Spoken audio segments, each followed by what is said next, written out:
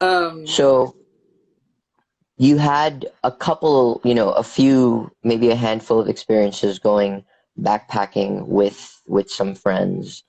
yeah. Um, Talk to us about the lead up and the decision to go backpacking solo, and what were some of the, not hurdles that you were trying to navigate, but the resistance, if any, right, that you were trying to navigate to make that decision. I am doing this. Yeah.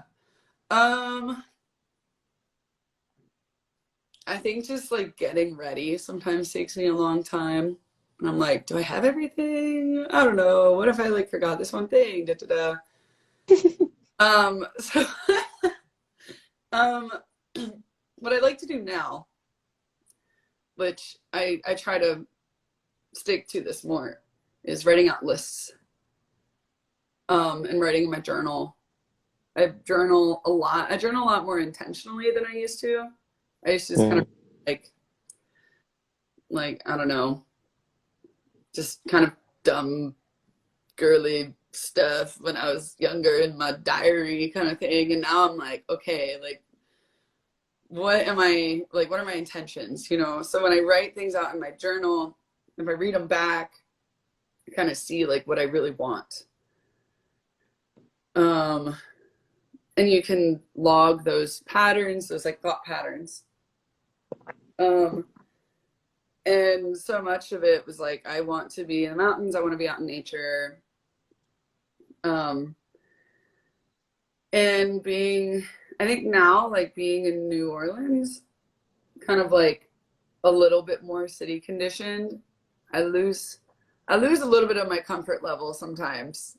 And then I go back out in nature and I'm like, oh my God, I forgot what this felt like. Um, mhm. so I'm not just like consistently out in it. So I have to kind of like work myself back into that a little. Um, but the decision making process is also for myself. I'm really working on remembering doing one thing at a time, because I can go through hikes and just scroll through them and be like, that one looks cool. That one also looks cool. But that one also looks cool. And I could do that for a really long time, before actually making a decision. So now I'm a little more like, okay, that one looks cool. Stop looking. It's like someone hands you a huge menu and there's like 12 ham sandwiches and you're just like, which one do I want to pick? Um, so I think just remembering that it was really important for my decision making, just in general, one thing at a time. Um, Mm. and um, yeah, kind of figuring out when to do it. When I did this, I was on adventure tour. So I decided I just kind of booked 3 gigs for my music out in Colorado and decided I was going to go hiking for the rest of the time. And then I started getting a bunch of gigs. And I was actually stressed for a second because I had so much music I was doing in the week. Mm. And I wasn't hiking as much because I was nervous about my time management, Mhm. and being late for my gigs and like all this stuff. So there was a lot of adjusting I was working with.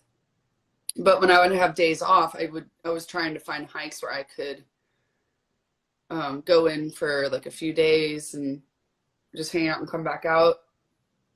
And not being like super familiar with the area and where it was actually like available to do that. I was just kind of asking people who I met or who I knew instead of scrolling on an app. Was a lot more, um, rewarding to ask a person, because it really narrows it down too. They're not going to list like 200, ask you to scroll through. Yeah. You so I'd say talk to people. Talking to people when you're really trying to learn an area is so much more effective than going on your phone and just like googling everything.